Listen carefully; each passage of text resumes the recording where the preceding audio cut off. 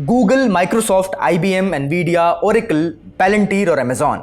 Iran ने इन अमेरिकी कंपनियों की हिट लिस्ट छापी है। कहा गया है कि मिडिल ईस्ट में इनका जो भी इंफ्रास्ट्रक्चर है सब निशाने पर है। धमकी बैंक्स को भी है, अमेरिका और इजराइल से नाता रखने वाले बैंक्स भी नपेंगे। आम लोगों को भी हिदायत दी गई है। कहा गया है कि इन ठिकानों से कम 1 किलोमीटर दूर रहना, हम चुन चुन कर हमले करने वाले हैं। चीन के एक बड़े बाबा हुआ करते थे, सुन त्सू, बहुत पहले कह गए थे, दुश्मन पर वार ऐसा हो जैसे अंडे पर भारी सिलबट्टा दे मारा हो। यानी कमजोर न दबाओ, हाथी से सीधे न भिड़ो, चींटी से सीखो और उसकी सूंड में घुस जाओ। Asymmetrical tactics. लेकिन इन डेटा सेंटर्स में ऐसा क्या है? इन पर बम गिराने से ईरान को आखिर क्या हासिल होने वाला है? कहा तो ये भी जा रहा है कि ईरान की मोज़ैक स्ट्रैटेजी कारगर साबित हो रही है। ये मोज़ैक क्या बोला है? बताया जा रहा है कि ये ऐसी तकनीक है जिससे अगर सर कट जाए तो जंग के मैदान में लड़ाई के लिए धड़ सामने आ जाए। नमस्ते, मेरा नाम है अंकुर और आप देख रहे हैं ललन टॉप का अंतर्राष्ट्रीय प्रसंगों से जुड़ा रोजाना का कार्यक्रम दुनियादारी।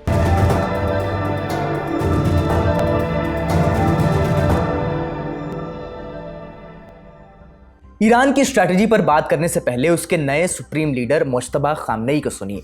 वो पहली बार जनता से मुखातिब हुए हैं। क्या खास बातें कही हैं, जानने के लिए चलते हैं न्यूज़ रूम। 12 मार्च को ईरान की सरकारी टीवी पर मुज्तबा खामेनेई का बयान पढ़ा गया। मुज्तबा ने अपने बयान की शुरुआत संवेदनाएं जताकर की। उन्होंने जनता से एकजुट होने की अपील की। कहा कि देश के राजनीतिक सिस्टम की ताकत और स्थिरता अवाम की एकता और उनकी भागीदारी पर ही टिकी है। उन्होंने लोगों से डटे रहने और मुकाबला करने को कहा। जंग के इस माहौल में उन्होंने पड़ोसी देशों को लेकर एक मिला जुला संदेश दिया है। मुज्तबा बोले कि ईरान अपने पड़ोसियों के साथ अच्छे और दोस्ताना रिश्ते रखना चाहता है, लेकिन साथ ही एक चेतावनी भी दे दी।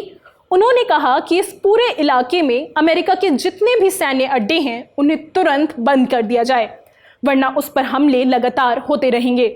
उनका तर्क था कि अमेरिका इन अड्डों से ईरान पर हमले कर रहा है, इसलिए ईरान इन्हें निशाना बनाता रहेगा। हॉर्मुज़ स्ट्रेट पर भी मुज्तबा ने अपनी लाइन क्लियर कर दी। उन्होंने कहा कि दुश्मनों पर दबाव बनाने के लिए हॉर्मुज़ का रास्ता आगे भी बंद ही रहेगा। मुज्तबा ने इस जंग में अपने क्षेत्रीय सहयोगियों का भी जिक्र किया। कहा कि यमन के लड़ाके यानी हूती विद्रोही अपना काम करेंगे और इराक के हथियारबंद गुट भी इस इस्लामी क्रांति में मदद करना चाहते हैं। आखिर में उन्होंने अपनी सेना की पीठ थपथपाई। कहा, मैं उन जाबाज लड़ाकों का शुक्रिया अदा करना चाहता हूं जो इतने मुश्किल वक्त में भी बेहतरीन काम कर रहे हैं। उन्होंने दावा किया कि सेना ने ही मुल्क को बंटने और दुश्मन के कब्जे में जाने से बचाया है। मुज्तबा ने कसम खाई कि ईरान ये लड़ाई में आगे भी लड़ता रहेगा। अब बड़ी खबर, 1 मार्च की बात है। दिन था इतवार। दुबई और अबू धाबी के लोग सुबह सोकर उठे तो सब ठप हो चुका था। न टैक्सी बुक हो रही थी, न बाहर से खाना आ रहा था। बैंक का ऐप खोलो तो वो भी फुस।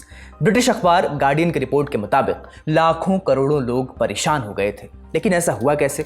खेल तब हुआ जब लोग नींद में थे। तड़के 4:30 बजे ईरान का एक शाहिद ड्रोन यूएई में अमेजॉन वेब सर्विसेज के एक बड़े डेटा सेंटर पर जा गिरा था। भयानक आग लग गई थी। आनन फानन में बिजली काटनी पड़ी। आग बुझाने के लिए जो पानी डाला गया उसने मशीनों का बचा खुचा काम भी तमाम कर दिया। अभी एक झटके से उबरे भी न थे कि अमेजॉन के दूसरे डेटा सेंटर पर भी बमबारी हो गई। तीसरी खबर बहरीन से आई। वहां भी एक ईरानी सुसाइड ड्रोन ने अमेजॉन के सेंटर के पास जोरदार धमाका किया। कहा जा रहा है कि इतिहास में पहली बार किसी देश की फौज ने बाकायदा किसी कमर्शियल डेटा सेंटर को जानबूझकर निशाना बनाया हो। अमेरिका और इजराइल ने भी इस तरह के हमले किए हैं। उन्होंने भी अब तक की जंग में ईरान की राजधानी तेहरान के 2 डेटा सेंटर्स पर हमला किया है। लेकिन ईरान अब इस नई रवायत को नए लेवल पर ले जाना चाहता है। ईरान की न्यूज़ एजेंसी तस्नीम के मुताबिक IRGC ने टारगेट लिस्ट जारी की है। इस लिस्ट में दुनिया की सबसे बड़ी टेक कंपनियों के नाम हैं। गूगल, माइक्रोसॉफ्ट, पैलेंटीर, IBM, एनवीडिया और ओरेकल। धमकी ये है कि पूरे इलाके में अमेरिका और इजराइल के जो भी बैंक्स और आर्थिक ठिकाने हैं वो भी हमारे निशाने पर हैं। आम लोगों को ये चेतावनी दी गई है कि अगर अपनी सलामती चाहते हो तो इन बैंकों से कम 1 किलोमीटर दूर रहना। ईरान का तर्क है कि खाड़ी देशों और इजराइल में फैले इन कंपनियों के क्लाउड और इंफ्रास्ट्रक्चर का इस्तेमाल फौजी ताकत बनाने में हो रहा है। इनका तंत्र अमेरिकी और इजराइल सेना के काम आ रहा है, ऐसा ईरान का आरोप है। पुराने ज़माने की लड़ाइयों में दुश्मन के कुओं में जहर मिलाया जाता था, फिर पुल तोड़े जाने लगे। उसके बाद रेलवे लाइन, तेल की रिफाइनरीज और एयरपोर्ट निशाने पर आए। डेटा सेंटर्स इस मामले में खासा नया दौर है। कहा जाता है कि डेटा आज का नया तेल है, data is a new oil. अगर डेटा नया तेल है तो ये डेटा सेंटर्स उसकी रिफाइनरीज हैं। डेटा सेंटर असल में होता क्या है? हमारी आपकी भाषा में इसे एक भारी भरकम गोदाम समझ लीजिए। ऐसा गोदाम जहां सुपर कंप्यूटर्स रखे होते हैं, मशीनों की लंबी कतारें होती हैं। इन मशीनों को सर्वर कहते हैं। अब हर किसी को अपने घर या दफ्तर में महंगा और भारी कंप्यूटर रखने की क्या जरूरत, इसलिए अमेज़ॉन जैसी कंपनीज ने दुनिया भर में ऐसे हजारों गोदाम खोल रखे हैं, डेटा सेंटर्स। आप इंटरनेट के जरिए किराए पर इन मशीनों का एक छोटा सा हिस्सा इस्तेमाल कर सकते हैं। इसी किराए वाली सर्विस को दुनिया क्लाउड कहती है। जब आप अपने फ़ोन पर नेटफ्लिक्स या हॉटस्टार चलाते हैं तो असल में आपका फ़ोन इन्हीं गोदामों तक, इन्हीं डेटा सेंटर्स तक दौड़ कर जाता है। वहाँ से आपकी मनपसंद फिल्म उठाता है और आपकी स्क्रीन पर लाकर रख देता है। पिछले कुछ सालों से अमेरिका की बड़ी बड़ी टेक कंपनियों ने फारस की खाड़ी, पर्शियन गल्फ में अपना डेरा जमाना शुरू किया। वजह, यहाँ सस्ती ज़मीन है और भरपूर बिजली भी है। वहाँ की स्थानीय सरकारों ने भी बाहें फैलाकर इनका स्वागत किया। खाड़ी देश विदेशी निवेश खींचना चाहते थे और चीन से दूरी बनाकर अमेरिका को खुश भी करना था। इसलिए in artificial intelligence AI projects पर अरबों डॉलर पानी की तरह बहाए गए। आज की तारीख में खाड़ी के 6 अरब देशों में करीब 230 डेटा सेंटर्स बन चुके हैं या बन रहे हैं। इनमें से ज़्यादातर स्थानीय कंपनीज के साथ पार्टनरशिप में चल रहे हैं। लेकिन DC बाइट नाम की संस्था की रिसर्च बताती है कि मुट्ठी भर सेंटर्स ही ऐसे हैं जिनका पूरा मालिकाना हक और कंट्रोल सीधे तौर पर अमेरिकी कंपनी अमेज़ॉन के पास है। और गौर करने वाली बात यह है कि ईरान ने चुन चुनकर अमेज़ॉन के इन्हीं 3 सेंटर्स को उड़ाया है अब तक की जंग में। अब सवाल है कि ऐसा क्यों? इसे सिर्फ व्यापार के चश्मे से मत देखिए। दुनिया की बड़ी ताकतें टेक्नोलॉजी की रेस जीतने की होड़ में लगी हुई हैं और सेना का इनसे साफ तौर पर लेना देना है। आज के दौर में जंग के हथियार AI और क्लाउड सर्विस पर टिके हैं। जैसे हम और आप AI से पूछते हैं कि क्या खाएं या क्या पहने, वैसे ही सेनाएं AI से पूछती हैं कि हमला कैसे करें, कौन सा हथियार सटीक बैठेगा, कौन सा हथियार मुफीद होगा, दुश्मन की निगरानी कैसे करें या सैटेलाइट के वीडियो को कैसे एनालाइज करें, कैसे समझें। और ये सब चलता कहाँ है? इन्हीं डेटा सेंटर्स के भारी भरकम सर्वर्स पर। पक्के तौर पर भले कोई न माने कि इन सेंटर्स का इस्तेमाल सीधे तौर पर फौजी ऑपरेशंस में हो रहा था, लेकिन एक पेंच है। खबर है कि अमेरिकी सेना ने ईरान पर हमले की प्लानिंग के लिए क्लाउड AI का इस्तेमाल किया। इसे एंथ्रोपिक नाम की कंपनी चलाती है, जिसमें सबसे बड़े निवेश अमेज़ॉन का है। द गार्डियन अखबार की एक रिपोर्ट के मुताबिक अमेरिका और इजराइल ने जंग के शुरुआती 12 घंटों में ही ईरान के करीब 900 ठिकानों पर बमबारी कर दी थी। सिर्फ इंसानी दिमाग से इतनी जल्दी इतने सटीक निशाने चुनना लगभग नामुमकिन है। ऐसा रिपोर्ट्स कह रही हैं कि ये सब AI का ही कमाल था।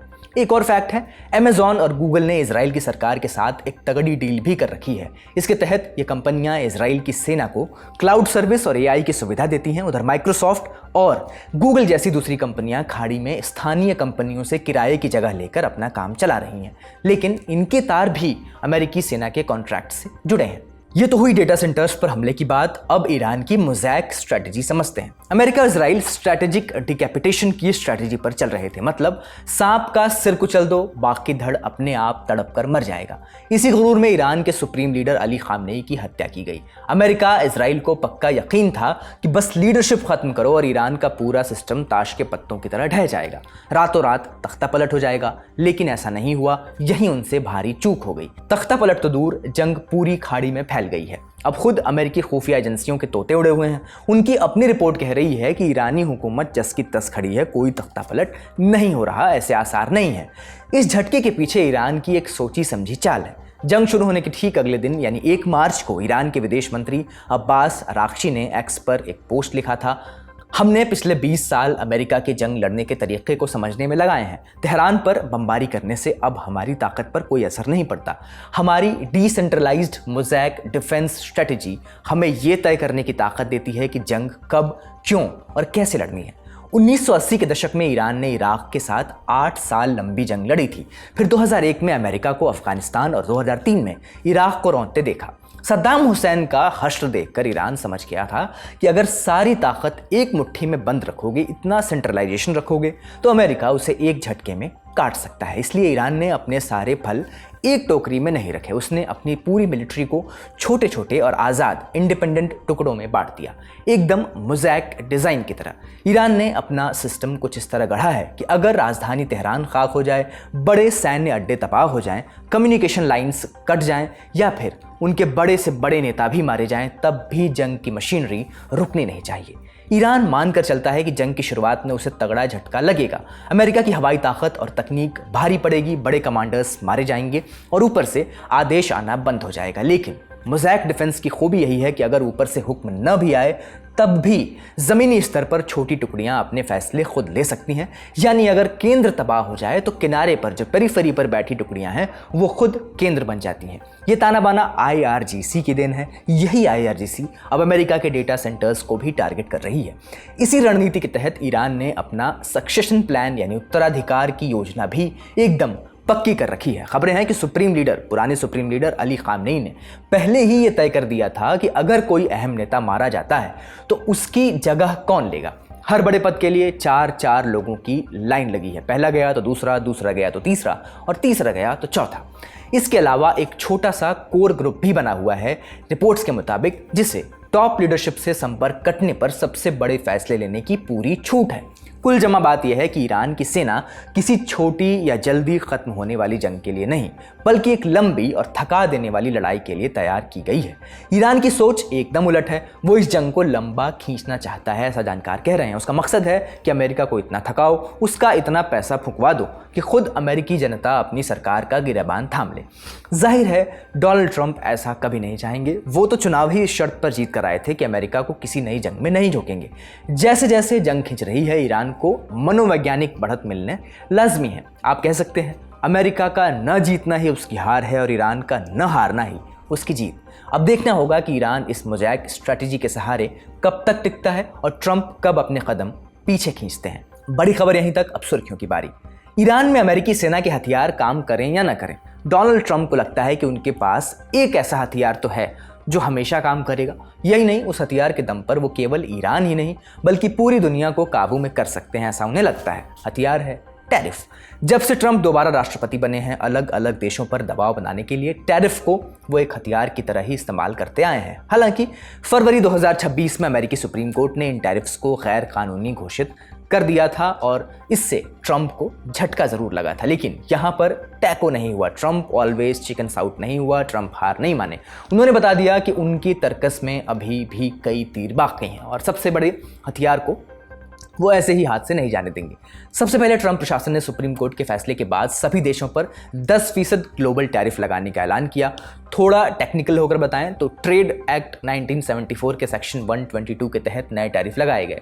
इसे बाद में बढ़ाकर 15% करने का ऐलान भी किया गया। हालांकि इस नियम के साथ दिक्कत यह है कि ये टैरिफ अधिकतम 150 दिनों के लिए ही लगाए जा सकते हैं। इसके बाद मियाद आगे बढ़ाने के लिए अमेरिकी कांग्रेस की मंजूरी की जरूरत होगी। इसलिए अब ट्रंप प्रशासन अपने तर्कस का दूसरा तीर निकालने जा रहा है, ट्रेड एक्ट ऑफ 1974 का सेक्शन 301। पहले जानते हैं कि ये क्या बला है। ट्रेड एक्ट का सेक्शन 301 अमेरिकी सरकार को यह शक्ति देता है कि वो अनफेयर ट्रेड प्रैक्टिस के मामलों में दूसरे देशों पर टैरिफ लगा सकता है, यानी ऐसे मामलों में जहां अमेरिका को लगता है कि कोई देश व्यापार में गलत तरीके से फायदा उठा रहा है। इससे पहले अमेरिकी ट्रेड रिप्रेजेंटेटिव किसी भी देश के साथ व्यापार की जांच करते हैं, फिर दोष साबित होने पर उन पर ट्रेड बैरियर या फिर टैरिफ लगाया जाता है। ये सेक्शन 201 से अधिक ताकतवर है क्योंकि इसमें टैरिफ की कोई लिमिट तय नहीं है। कितना भी टैरिफ किसी भी देश पर कितने भी समय के लिए लगाया जा सकता है। ट्रंप ने इसी नियम के तहत 2018 में अपने पहले कार्यकाल में चीन पर 25% टैरिफ लगाया था, जो आज तक लागू है। अमेरिका ने अब इसी सेक्शन 201 के तहत 16 देशों के साथ व्यापार की जांच शुरू की है। चिंता की बात यह है कि इसमें भारत भी शामिल है, यानी भारत पर भी अमेरिका के नए टैरिफ का खतरा मंडरा रहा है। इसके बावजूद कि दोनों देश आपस में ट्रेड डील की घोषणा कर चुके हैं। भारत के अलावा चीन, European union, EU, Japan, south Korea और मैक्सिको जैसे देशों पर भी नया टैरिफ लग सकता है, वो भी लिस्ट में है। इसके अलावा लिस्ट में Vietnam, Thailand, Malaysia, Cambodia, Singapore, Indonesia, Bangladesh और स्विट्जरलैंड और नॉर्वे जैसे देश शामिल हैं। अमेरिका के ट्रेड रिप्रेजेंटेटिव जेमिसन ग्रीर ने कहा है कि ये टैरिफ जुलाई तक लगाए जा सकते हैं, यानी मौजूदा 10% ग्लोबल टैरिफ की मियाद खत्म होने से पहले। आज का दुनियादारी यहीं समाप्त होता है। अपना और अपनों का ख्याल रखिए। शुक्रिया। शुभ रात्रि।